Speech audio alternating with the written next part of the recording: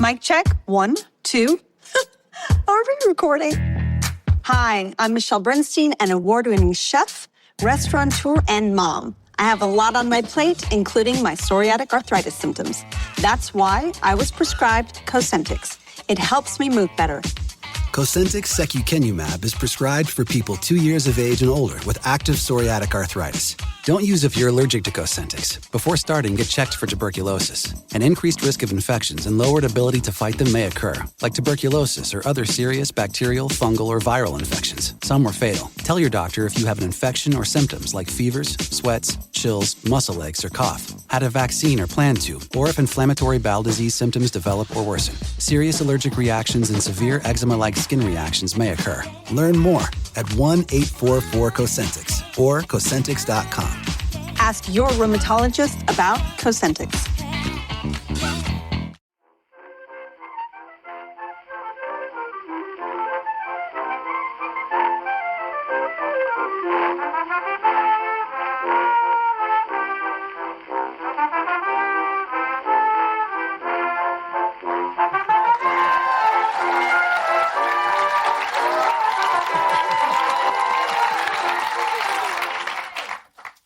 When getting my nose in a book cured most things short of school, it was worth ruining my eyes to know I could still keep cool and deal out the old right hook to dirty dogs twice my size. Later, with inch-thick specs, evil was just my lark. Me and my cloak and fangs had ripping times in the dark. The women I clubbed with sex, I broke them up like meringues. Don't read much now. The dude who lets the girl down before the hero arrives, the chap who's yellow and keeps the store, seem far too familiar. Get stewed. Books are a load of crap. Thank you, Philip, our motivational speaker for the day. He was only 12 when he... So thank you, everybody. Thanks very much for coming. Welcome to Backlisted. Yes. Hello, and welcome to Backlisted, the podcast that gives new life to old books. You join us once again in the storm-lashed boot camp for middle-class self-development that is the Port Eliot Festival. Our bodies may be damp, our tent poles may be sagging, but the spirit and imagination is soaring. I'm John Mitchinson. I'm the publisher of Unbound, the website that crowdfunds the books that readers really want to read. And I'm Andy Miller. I'm the author of The Year of Reading Dangerously. I have been here for 48 hours now here at Port Eliot. I have been bitten by more insects in that time. So me and the insects, we're working an act up for next year, so come back and see that. A live biting. So I've been enjoying that at the festival. I'll tell you what else. Did anybody go and see Ben Moore's show? Wasn't it great? So Ben Moore, who was our guest yesterday, he did a show which is basically a deconstruction of dismal author talks at rainy literary festivals. He had the cake and he ate the cake. It was absolutely brilliant. I also saw Peter Asher from Peter and Gordon. Did anyone see that? You know when at the end, when him and his helper did World Without Love by Peter and Gordon, did you all sing along? I was really singing along. I started to cry. And I looked up the row next to me. Please lock me away. I looked up the row next to me. There were like literally every pensioner in the row was weeping. Tears rolling down their cheeks. It was brilliant. What have you seen? I saw a very good Me Too talk yesterday. Outstanding moment when Helen Pankhurst, the great-granddaughter of Sylvia, at one point said to everybody, "You should all vote," and then looked up to the sky saying, "I'm just doing your job," which I thought was a rather moving moment. It was a very good and very kind of terrifying talk, actually. They asked all the women in the room whether they would prefer to be 16 when they were 16 or 16 now, and almost no women in the room wanted to be 16 now, which says something. Let's keep the mood upbeat. Oh.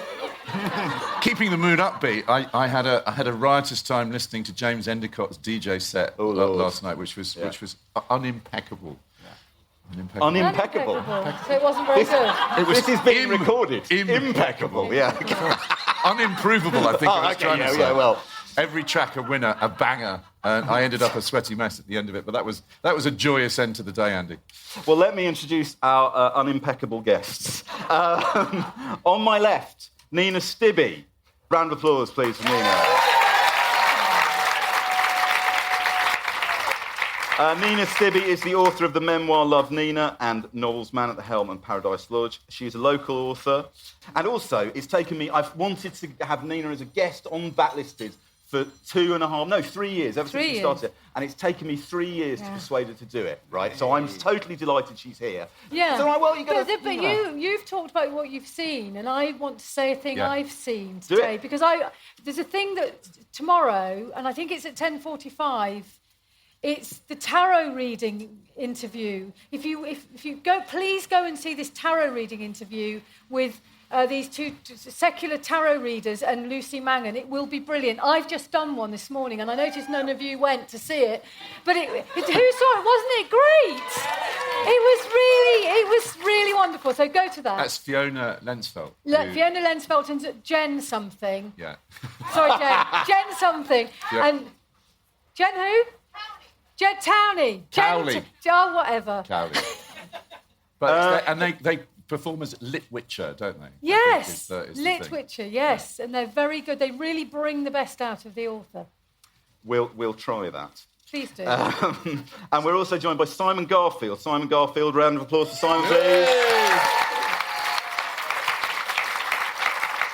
Simon is a returning guest to Backlisted. He came on last year. His previous choice was William Goldman's Adventures in the Screen Trade, which is a fantastic book and is, I can reveal, one of our most listened to episodes. Congratulations, Simon. Thank you very much. He is the author of 18 books of non-fiction, including the bestseller Just My Type and On the Map. But he's also the author, and I will be neglecting my duty to Backlisted and to Port Eliot and to myself. Every time I speak to Simon, I am obliged to say he's also the author of one of my favourite books. It really is one of my favourite books. My top 5 books, The Wrestling, which is a book about British wrestling in the early 70s. Yeah. It is a magnificent book. If you haven't read it, a soaring you should read it. masterpiece. So every time I interview or speak to Simon, I try and find a new question to ask him about the wrestling. Here's this year's. Yeah. Have you watched Glow on Netflix? Yes. I've watched Glow. And I began watching it for Mark Maron. Obviously, WTF podcast fame, who can act way better than I thought he might do. But the women are great and nominated for all sorts of Emmys, so definitely worth watching that, yeah. How many people here have seen Glow?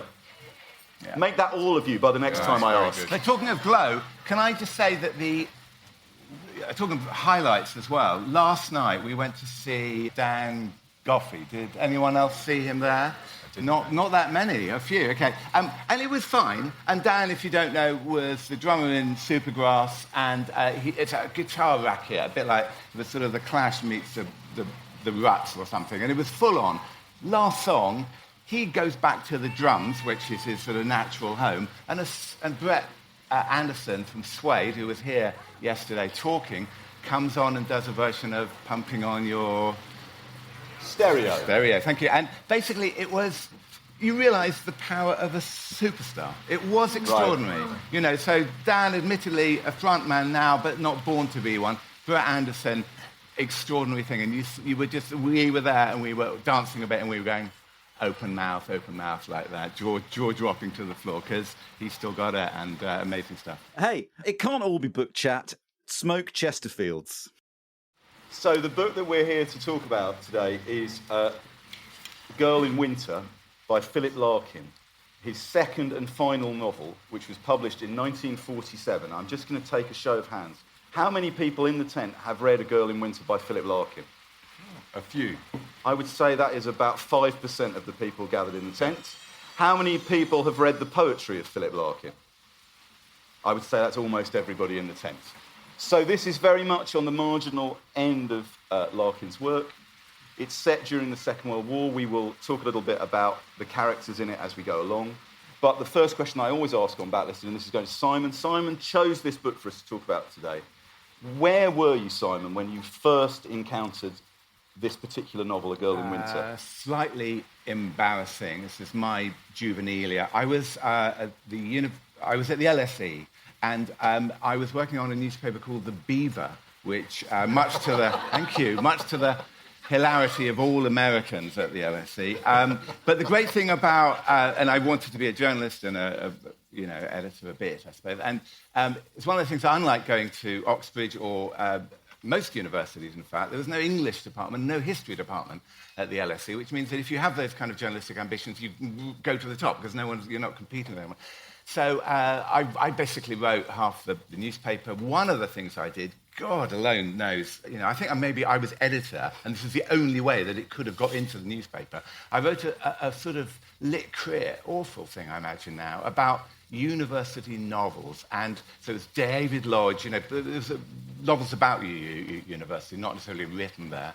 And David Lodge and Jill, Philip Larkin, was one of those, which takes place in Oxford. And then naturally after that, I felt I had to read A Girl in Winter. So long-winded answer. But actually, a sort of happy ending, because along with lots of other things that I wrote, including a review of Dr. Feelgood and all sorts of stuff, which is now seems extraordinary, you then enter for a Guardian Journalist of the Year competition, and my essay on Philip Larkin and others won. So, extraordinary stuff. When was the last time you read your essay? Oh God, no! It's locked away somewhere in a file. I can't possibly. It's got the 30-year rule on it. But you love the book, and I assume that you may have reread the novel to do this. Of course, yeah. And what had changed between the you who read it then and you reading it now? It was less romantic now. At the time, I kind of associated myself, oddly enough, with the female protagonist, Catherine, more than her sort of love interest. Yeah. And now I just, you obviously see it far more with a sort of critical eye. And obviously, oddly, I think, I read the novels in a way, the way his career progressed. So I read the novels before the poetry, unlike obviously everyone else here. Yeah. So it was an odd thing. So I knew him as a novelist first. Nina, when did you first... I mean, it's a hard question to ask, because Philip Larkin, in a sense, is one of our national poets, has become, for better or worse, one of our national poets. Can you remember when you first heard the name Philip Larkin? Well, Larkin first cropped up in a big way for me in 1987, sort of about February, when we were choosing our dissertations in my degree. And I'm going to read you it, because it actually, Philip Larkin cropping up in my life was in my letters back home when I was writing back from London. So, do you mind this? I love it. OK, here we go.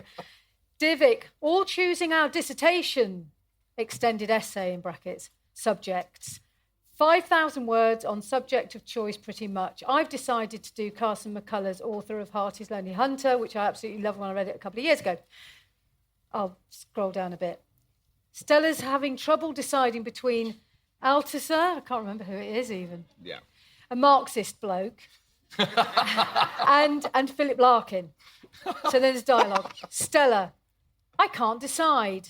Me, well, which do you like most? Stella, it's not about liking, it's about the likelihood of writing something interesting and engaging. Me, OK, which is easiest? Stella, Larkin. She's pretty much decided on Larkin. It'll be a doddle. She'll just rehash some old essays from her A-level and say how much she likes him.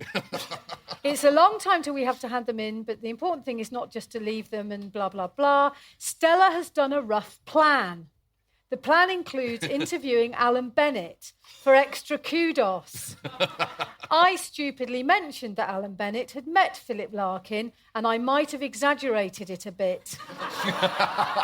Annoying. Alan Bennett will show me up by playing down the relationship, which is already quite nothingy. And Stella will show me up.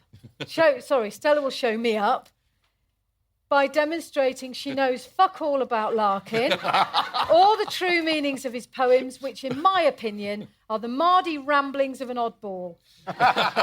And she'll say some things like juncture, apropos, or caliber or her other words.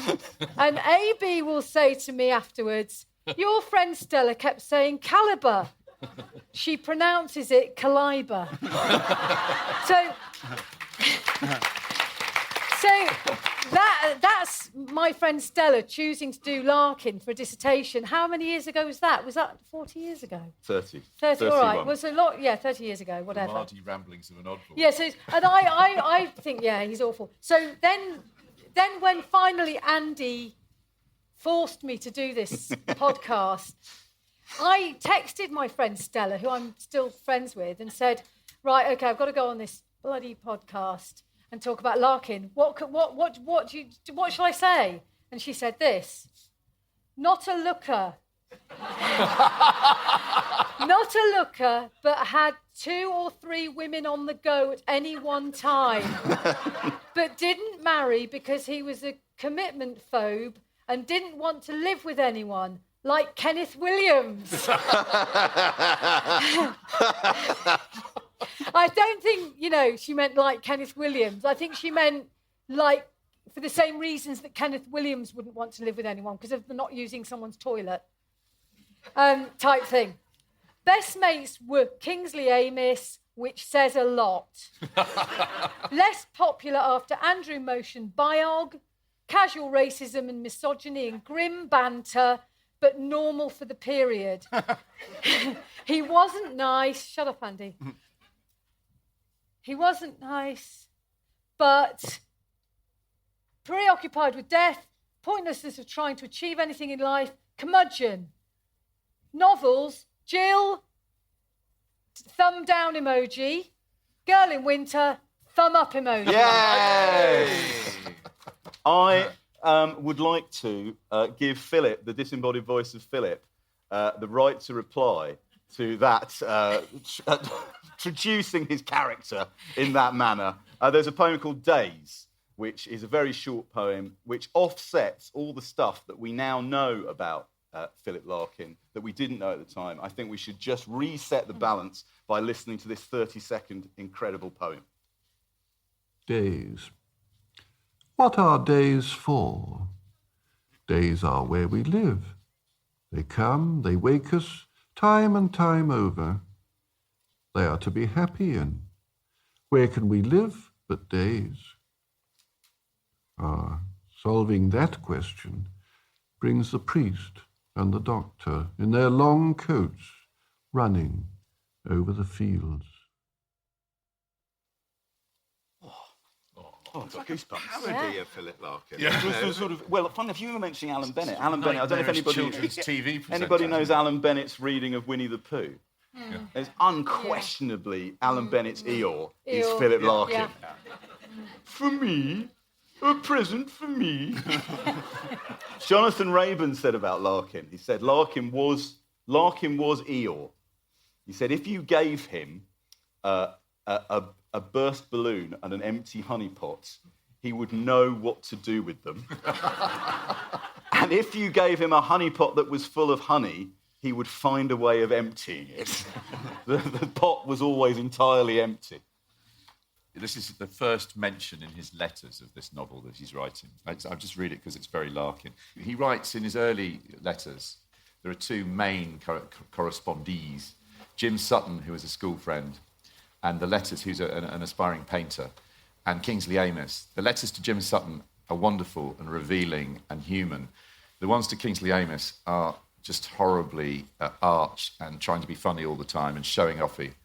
But this is a letter to Jim Sutton. Really, writing is very difficult. The news, which I don't want to hear, has started, just too muffled for me to hear the words.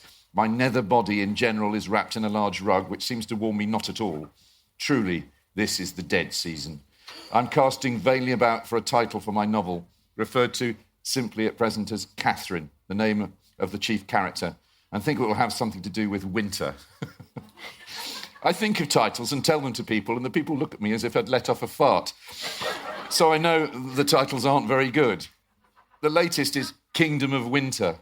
Would you buy a book called Kingdom of Winter? Or would you pass on to a shelf where the book's called Sons and Lovers, Kangaroo, or The Rainbow? Yes, so would I. Do not conclude from this that the novel is anywhere near finished. It is nert. I doubt if I shall finish it this year. Slow but unsure is my motto. We should pray see what the book is about. Do you want me to give you the Philip Larkin's blurb? Philip Larkin, this book was published in 1947, just 4 months after his first novel, Jill, was published. And clearly things just after the war were, tight. So they said to Larkin, will you write your own blurb for your own book? Yeah. And this is his description of his novel, A Girl in Winter. He's had very bad publication history up to this point. A sort of vanity press called the Fortune Press brought out his first collection of poems called The North Ship, which was written round about the same time as he was writing Girl in Winter. And they also bought Jill, and they sat on Jill and didn't bring it out, which caused him a lot of angst and grief. He was paid nothing at all, and got no royalties.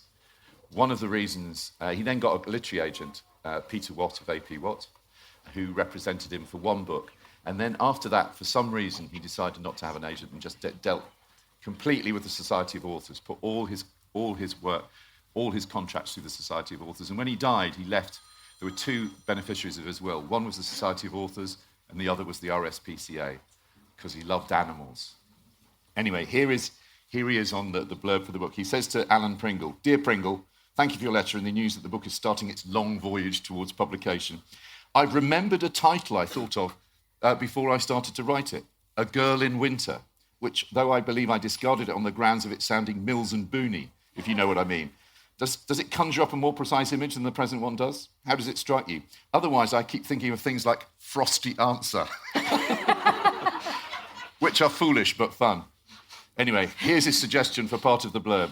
A Girl in Winter centres on one day in the life of Catherine Lind, a day that, as it progresses, seems increasingly to sum up her present life, connect it with her past, and predict her future. She is brought up against an almost forgotten episode that nevertheless shows how her actions then have influenced others permanently and are still playing their part in her own life. Both past and present force her to take stock of herself, and the book's conclusions extend far beyond One Girl and One Winter's Day. He said the plot was feeble. Well, Nina and Simon, do you think the plot of this book is feeble? No, I don't, but I mean, a remarkable sort of addendum to that, I think, is that he was 22, I think, when he wrote that. So 20 when he wrote Jill, perhaps. Yeah. And so he got no advance for Jill. He got £30 advance from Faber for A Girl in Winter. Do I think it's feeble? No, I don't. I think it's really fascinating now. One can't, however, read it without thinking about what came afterwards, what came, with the poetry, because it is, I think, someone called it diffused poetry, and I think that's what it is. The plot itself, I mean, there isn't very much there. It takes place within 12 hours, essentially. There's 3 parts, and the second part is a big flashback. But the key to it is the fact that it's winter, part 1 and 3, and then part 2 is summer. And it's a bit like, although it's much better than this, the first poem you ever have to write at school is called either Summer or Winter. And sort of that's what he does. I mean, there's a little bit which I can read, just 3 lines or something, where basically just sums up the sort of poetic nature of it. This is a poet writing, not a novelist, despite what he thought, I think, at the time.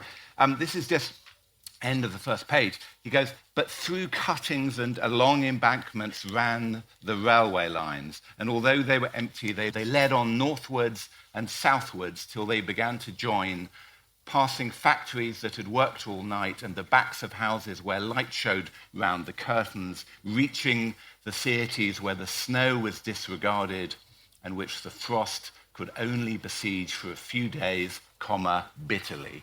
Now, that's not poetry. It's with some weddings as well. Yeah. So, Nina, when you, I don't know if you'd read this book before, or how did you feel about it coming to it in 2018, given it's like marginalia? I hadn't read it before, and people said to me, I said to my mum, I'm reading this novel. She said, oh, it's very short. But actually, because it's so beautiful and it's so crafted, it isn't short because you have to read it quite slowly. I felt intimidated by Catherine because she's so subtle and good and thorough. I love the bit at the beginning in the library. Is that the beginning? Yeah. It conjures up this awful cold library and they won't even make a cup of tea. And she's just so good. It made me nostalgic for what libraries used to be like. Oh, well, the library was open. No one would open. tell you to shush. Right, it was open. The library was open, and it had all this staff, and it was open on Saturday. Yeah. And they looked after the book. I mean, that was incredible. That really shocked me because I remember libraries being like that, and that people would go in and spend hours looking at books, and there'd be lots of women creeping around. But it was Mr. Anstey smoking, and what he did? Does he smoke a pipe and then he puts his fag out in a bowl of water? Yeah. And then, I mean, this extraordinary prescient thing, really, because he didn't have any ambitions to be a librarian and a sort of, you know, an Eeyore-ish librarian at all. And he's basically described in Mr. Anstey the person he sort of became, or at least his reputation. So is there literally no link between that librarian scene and, I mean, was he not already, I mean, I hadn't really thought about that. Self-fulfilling prophecy. He had a sort of junior job, I think, in Wellington, so long before moving to Hull. He worked in the Wellington College Library in Shropshire, which is where he is when he's writing this book. He left Oxford, went back and moved back in with his parents in Warwick, and then moved to. So he was living in a sort of a bedsit and freezing cold. One of the unexpected things about the book is that when it was published in 1947. It was the coldest, I think it's still the coldest winter on record. So he writes a rather funny letter to the Faber publicity department and says, "Thank you for pulling off such a cosmic publicity stunt to help my novel." Yeah. So Larkin became quite famous towards the end of his life. He was approached to become Poet Laureate in 1984. He famously turned down the laureateship for two reasons. The first being that he didn't, in his own words, want to be a spokesman for poetry. And the second, that he was unable to write poetry, that he hadn't really written any verse of any significance for 5 years. But in the 70s, he was quite well known. He'd become quite famous. And he appeared on Desert Island Discs in 1976. And I thought I would share a couple of things with you. His luxury was a typewriter and paper with which to torture himself, presumably, by staring at the blank pages. His book was the collected words of George Bernard Shaw, which he described as jolly. And the record that he would have taken to his desert island. You can imagine Philip Larkin staring at a blank piece of paper, reading George Bernard Shaw to cheer himself up, and listening to Bessie Smith's "I'm Down in the Dumps." I've just popped outside the tent a moment and had a member of the audience has spotted what they think is the ghost of Philip Larkin, which is handy. I can't see him, but it's handy anyway because it gives me a chance to inform you about our sponsor, the very lovely Spoke. Spoke, the sharp, smart, online menswear company. Spoke design men's trousers and now shorts and polo shirts with a difference. They fit you, not the other way around. With their online fit finder, you just enter a few simple details and in under a minute, you'll have the perfect fit. You can choose from almost 200 size combinations. Spoke obsess over every detail of their clothing, the fabric, the lining, the fastenings. And ordering from Spoke is not like going to a tailor. It's no hassle, no expense. You get sharp, personalised design delivered in just 2 working days. And as a backlisted listener, if you go to www.spoke-london.com and place an order, you'll get £20 off your first order. Just use the code backlisted20. Terms and conditions apply. I shall now return you to the tent.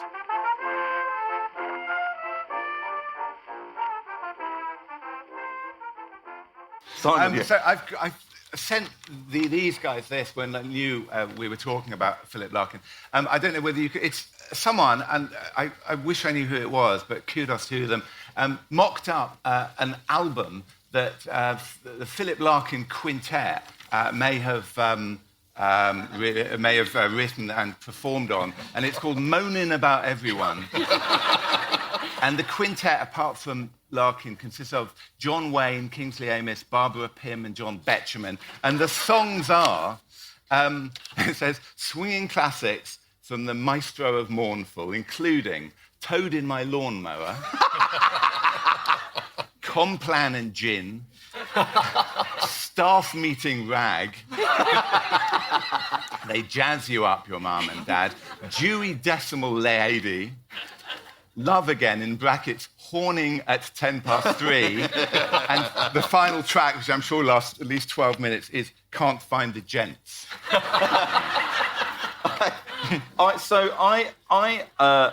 I read Jill when I was a student, so like 30 years ago, but I hadn't read A Girl in Winter. I've had this copy of A Girl in Winter since 1988, since July 1988, exactly 30 years ago, and I know that because when I got it down off the shelf, I found the receipt in the back, right? And I bought it from Books Etc. in Victoria Street in London. Books Etc. no longer with us.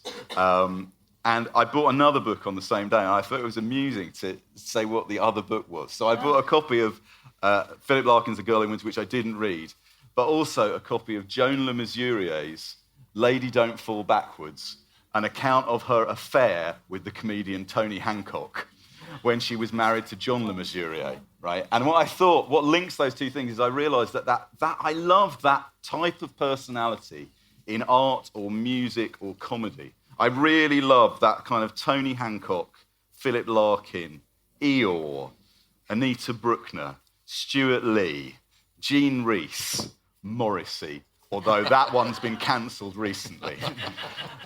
But nevertheless, and when I did read this book this time, I felt it was like coming home, really. I thought it's so wonderfully gloomy and grim and kind of... I thought, great, I'm going to get to talk at Port Eliot about this miserable bedsit, wintry novel. I couldn't be any happier. The other thing that struck me about it, I don't know what you think about this, if I didn't know who this book was by, I would have sworn blind that the author was female.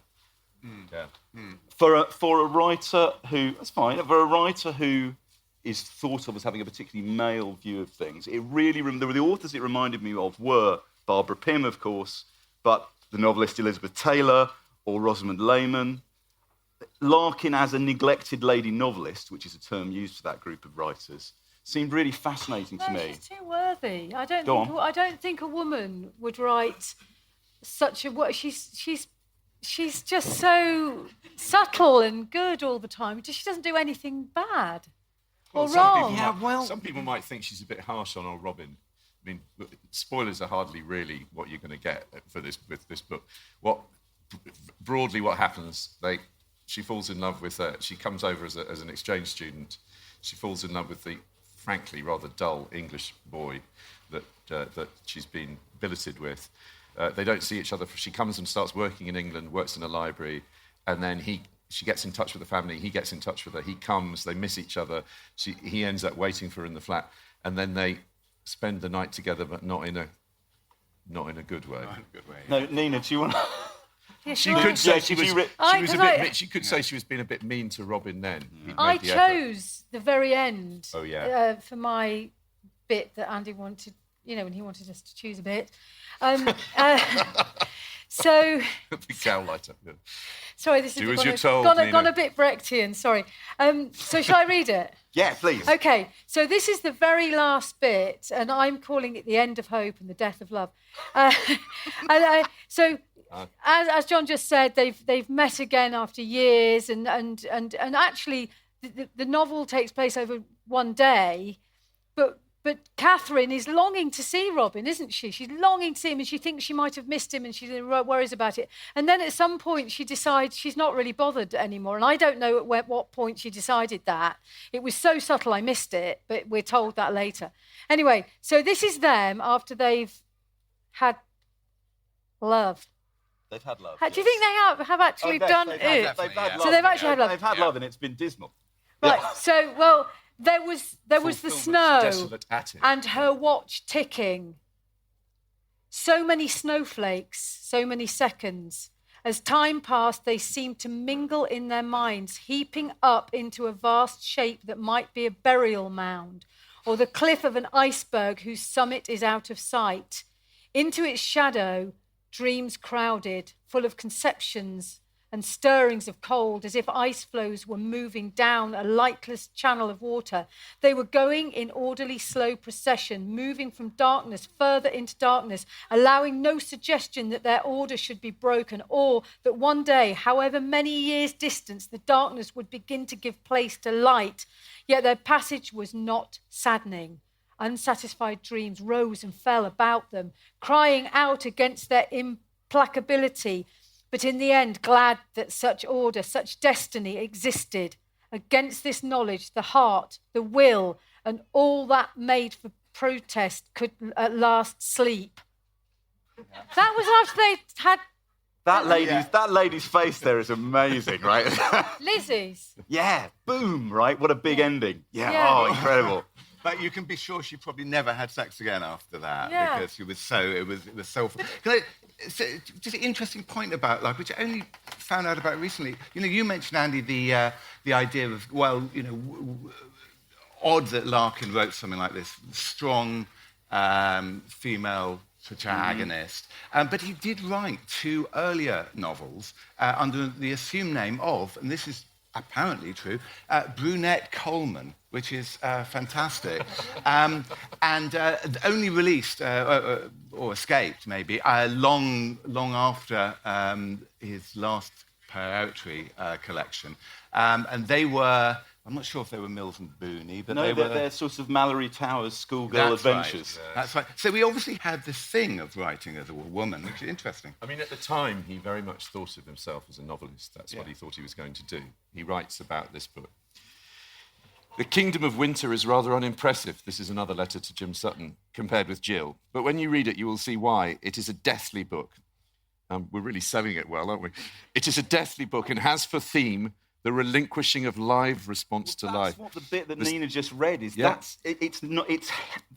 If I can, I feel I have to defend it. But No, it's beautifully written, He and says B, that- it's unflinching. It's looking Totally. straight at that issue and trying to communicate it as best he can. He goes on. The central character, Catherine, picks up where John from Jill left off and carries the story on into the frozen wastes, the Kingdom of Winter, to be exact. Now, I'm thinking of a third book in which the central character will pick up where Catherine left off and develop logically back to life again. In other words, the North Ship will come back instead of being bogged up there in a glacier. And then I shall have finished this partial branch of soul history, my own, of course, and what will happen after that, I don't know.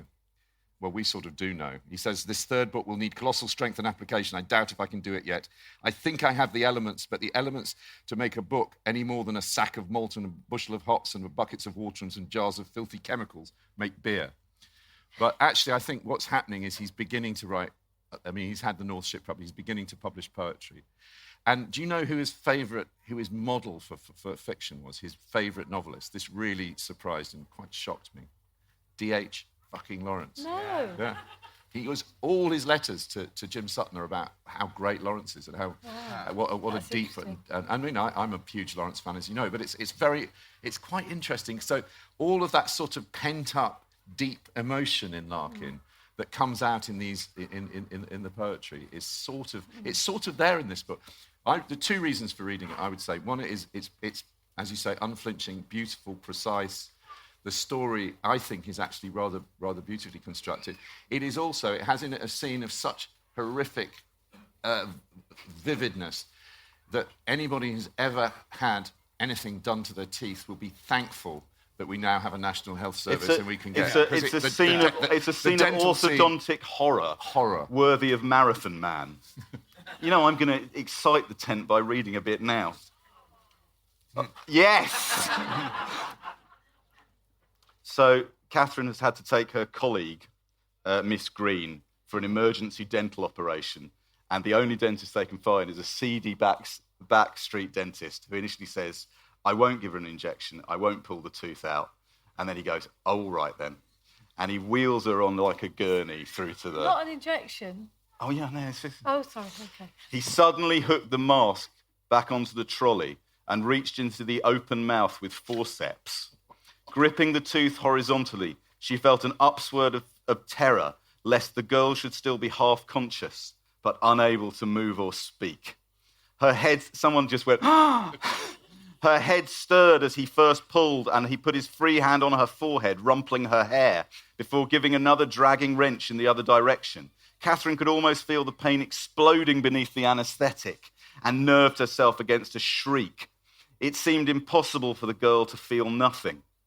As the dentist levered and wrenched again, the muscles in his wrist moved.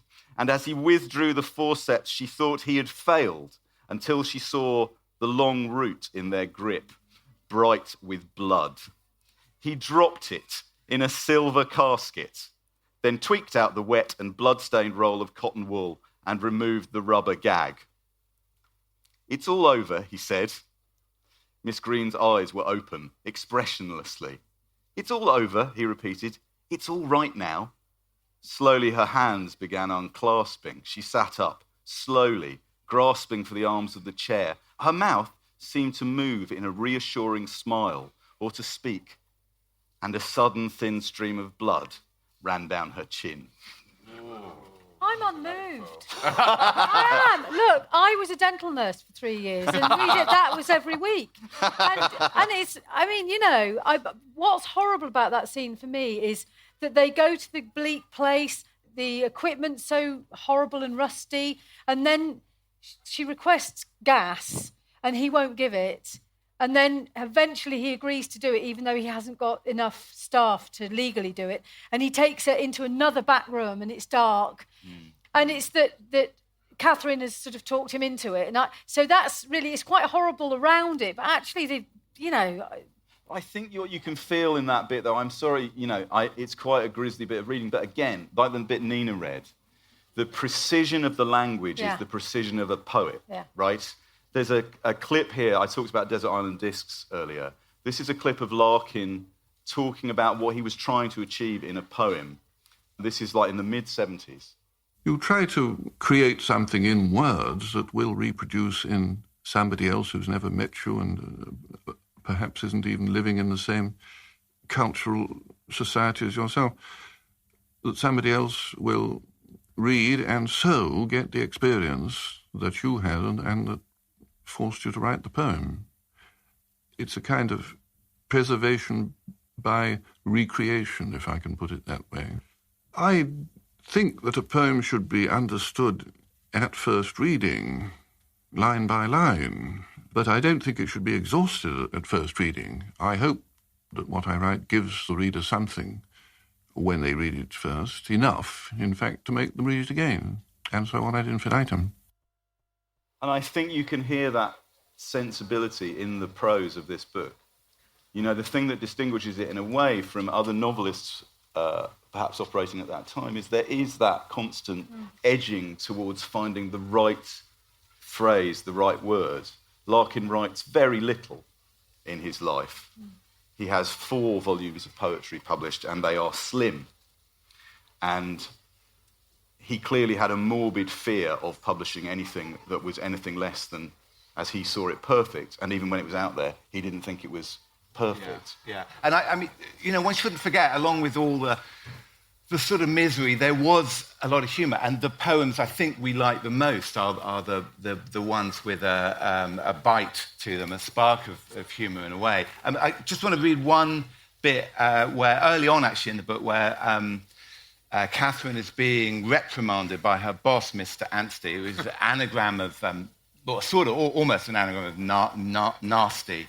And it's the sort of person Larkin became, but I'm going to do it in a sort of snidey, kind of Pete and Dad voice, I think, because I think this is what he's like. He says to her, I don't know what you are intending to do with your life, whether you are intending to follow this profession or not. I don't know, and frankly, I don't want to know, for that is a question that every person has a right to settle and to decide for him or herself. But I am telling you this, that if you decide, yes, I will follow this profession, I will devote my energy to the attainment of this. I don't know what I'm doing now, Charles Hawtrey or something. Energy to the attainment of this career. You will find, he stressed the 3 words with his pipe, that an ounce of good business sense, such as you need to run any factory or business, that will be worth all your Shakespeare and Dr. Samuel Johnson and whatever you call. Of course, he changed his tone to one of indulgent explanation.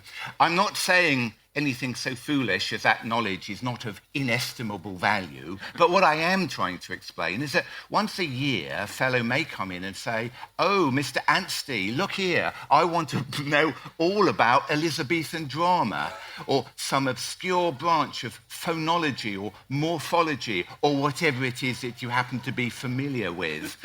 Well, there you are then, out trots your education.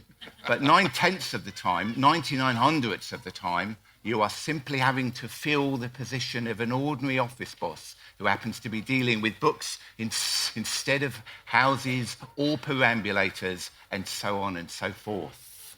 And it sort of characterises, I think, really, you know, sort of the archetypal, boring librarian, English provincial librarian. It's spot on, really. He was obsessed with wanting to make art out of the stuff that was his life, that was around him, of you know, all the famous stuff about rejecting the myth kitty, you know. He was making... There's a brilliant thing where he's writing to Charles Monteith at Faber, and he's writing about Barbara Pym, a novelist who's been turned down, rejected by Cape and turned down by Faber. And it's one... He very rarely...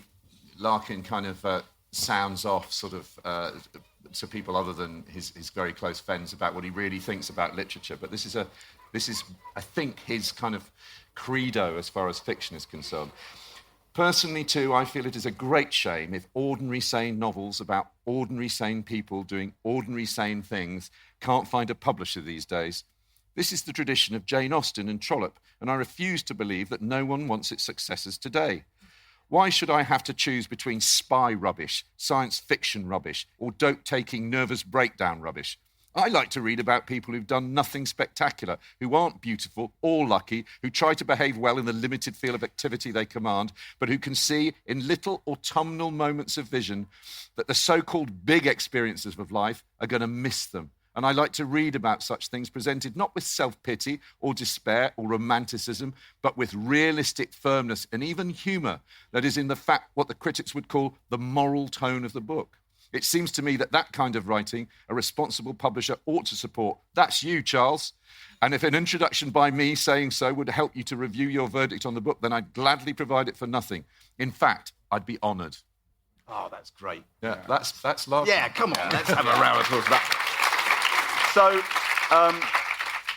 So we're going to hear the hit now because we're near the end. Phil's going to line up for us, and what he's going to do is he's going to read us This Be the Verse, his most famous poem, one of the most loved poems in Britain in the 20th century. So take it away, Philip Larkin. This be the verse. They fuck you up, your mum and dad. They may not mean to, but they do. They fill you with the faults they had, and add some extra just for you.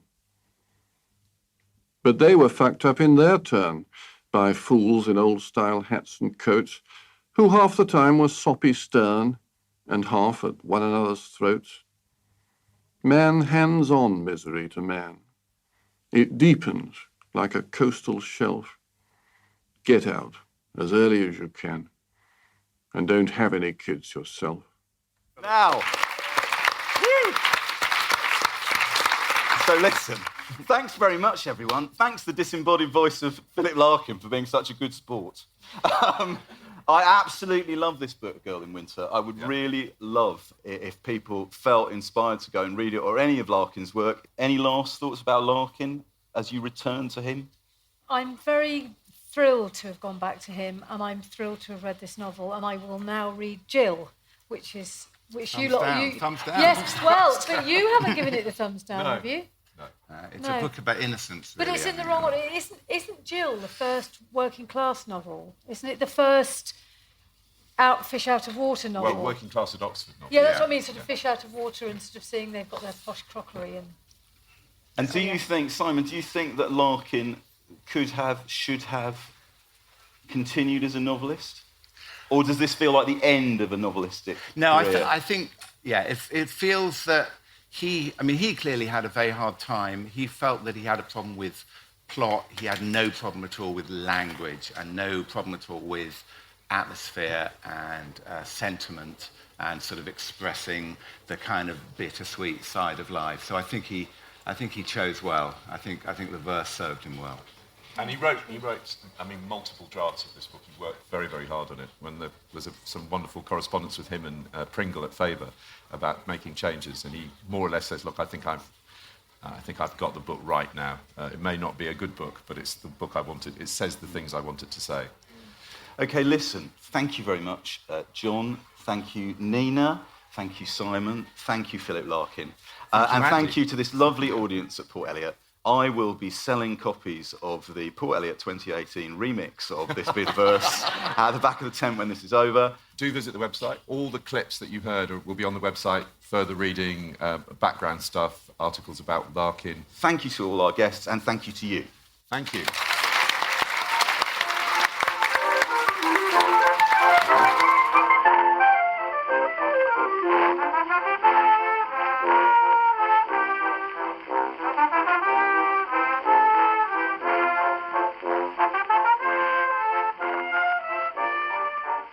You can choose to listen to Backlisted with or without adverts.